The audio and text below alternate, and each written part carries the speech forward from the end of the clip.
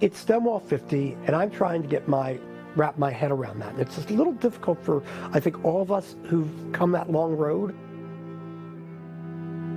As a young gay man growing up in the 1960s, you didn't know who you were or what you were going to be. All you knew is that people didn't talk about people like you.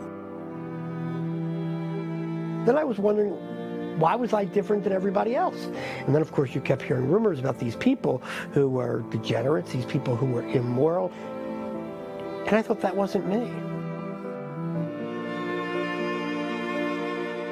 I was fine with who I was. I just didn't understand why other people didn't like people like me.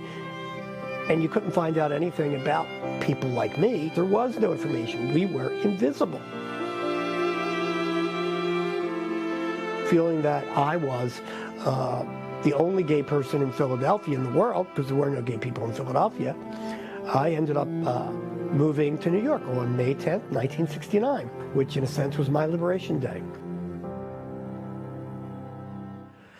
Being in Stonewall that night was frightening for me. I had never been in a raid, and I didn't know what a raid was, and I had never had any interaction with police before.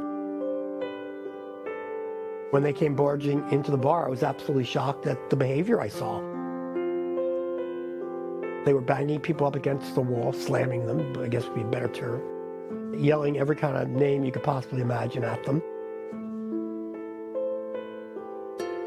There are many terms for what happened as we were let out of the bar. I like to use the word riot. To me, it's a riot that turned into a revolution.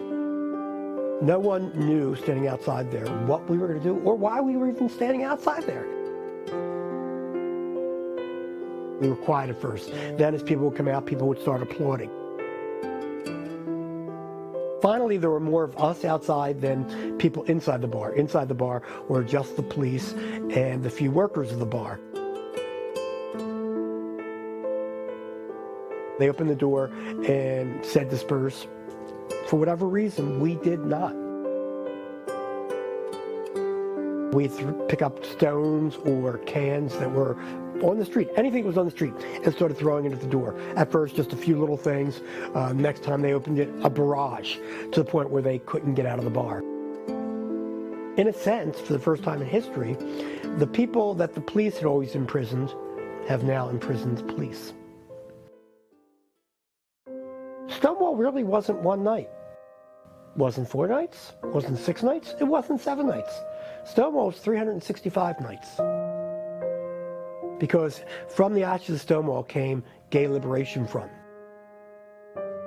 The first night of Stonewall during the riots, Marty Robinson came to me and said, right on the streets and on the walls, all up and down Christopher Street, tomorrow night Stonewall.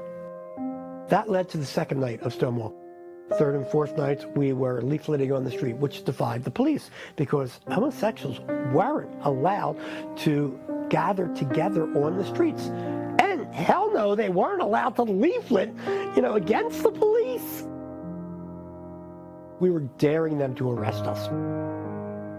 That's the spirit of Stonewall. That's the spirit of GLF. We then, from that night, created the revolution, which everyone now thinks is just Stonewall. It's not. It's Stonewall Gay Liberation Front.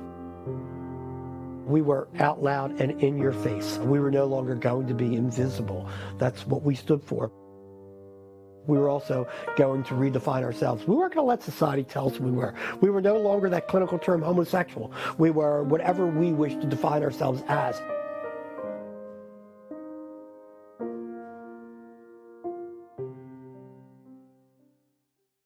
For 1 year, we were unified. We were unified by everything from lesbian separatists to gay male fairy communes, all working together.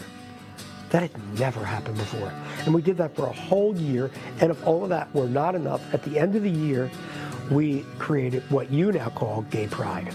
So we went from literally, before GLF, there were only 100 out activists in America. That first Gay Pride, 15,000.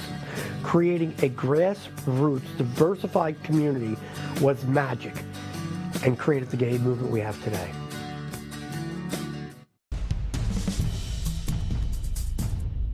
This Pride segment on NBC News Now is sponsored by Mercedes-Benz.